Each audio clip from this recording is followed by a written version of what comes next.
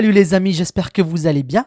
Je vous souhaite la bienvenue sur cette chaîne d'actualité. Vous l'aurez compris, on décrypte l'actualité calmement, on s'installe, on prend des pop-corn, un café bien chaud et on se régale. C'est parti. Et on commence par cette information de ce week-end. Luc Besson officialise sa relation avec Sarah Saltman, rappelez-vous, la chroniqueuse des grandes gueules, qui est aujourd'hui sur CNews, il me semble. Rappelons qu'en septembre 2023, elle l'avait défendu sur le plateau des grandes gueules, là où elle était chroniqueuse sur RMC, à propos des accusations de viol le visant. Comme quoi, tout est possible, tout dépend jusqu'où on peut aller, même s'il y a 32 ans d'écart. C'est fini pour le permis à vie. Le Parlement européen a adopté sa durée de validité à 15 ans, maximum avec une visite médicale requise pour le renouvellement.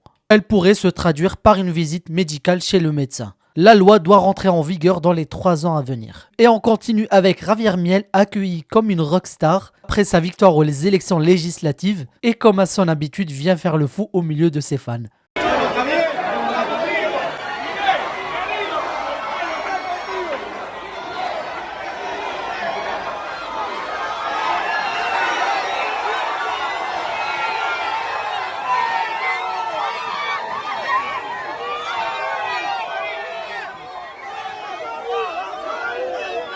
Éric Zemmour était l'invité de France Info pour parler de son livre, mais l'actualité oblige, les deux cambrioleurs du Louvre ont été arrêtés et il s'avère qu'ils sont d'origine algérienne et malienne. Le journaliste lui demande de réagir à ce sujet et comme on connaît Éric Zemmour, il a réagi avec excès.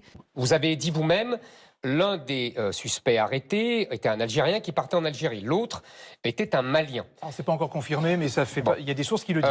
Vous savez, pendant la campagne présidentielle, j'avais étonné certaines personnes et même certains parmi mon entourage quand je parlais de djihad du quotidien. Eh bien, vous voyez, ce week-end, c'est exactement la preuve de ce que je vous dis. On pille les trésors de la France. Je ne vous parle pas des trafiquants de drogue. Je ne vous parle pas des harcèlements sexuels dans le métro. Attendez. C'était tout ça, c'est des pillages, des vols, des viols, tout ce que fait une armée d'occupation.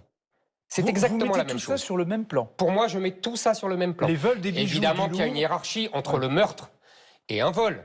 Évidemment, entre un harcèlement et un viol. Entre un vol de téléphone portable, qui va lui aussi en Algérie. Vous voyez, mais tout cela, c'est un ensemble. C'est tout ce que fait une armée d'occupation. C'est fou cette obsession de ramener les origines à tout va. Et bien évidemment pour certains mais pas pour d'autres. Rappelons juste, le plus gros vol de l'histoire française, c'est la fraude à la taxe carbone. Qui a été faite par des franco-israéliens.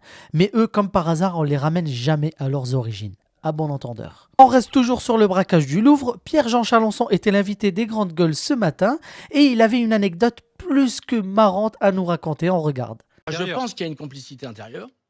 Et puis, il faut dire, quand vous regardez le Louvre, enfin, on rentre comme dans un moulin, on peut tout voler. Mais moi, vous savez, il y a quelques années, ça m'est arrivé personnellement.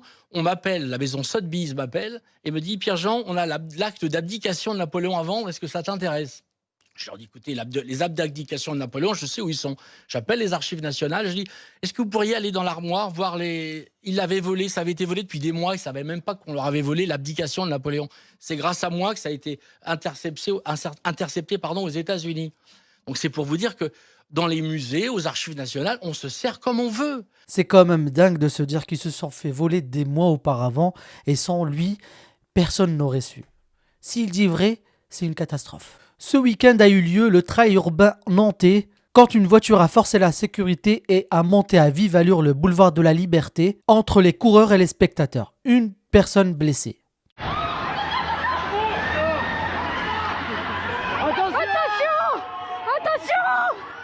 Attention! Putain! Qu'est-ce que c'est que ça? Attention! Putain!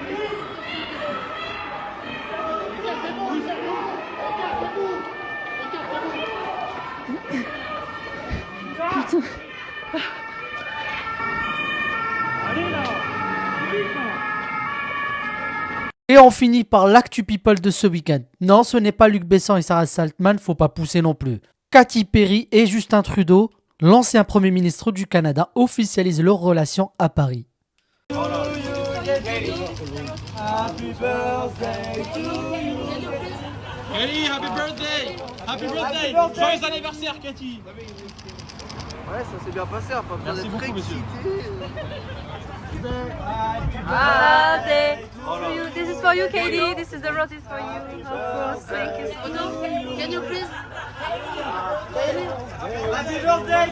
Et voilà pour cette courte vidéo d'actualité de ce week-end. Je vous dis à bientôt pour une prochaine vidéo. N'oubliez pas de vous abonner, d'activer la cloche, de liker bien sûr pour le référencement.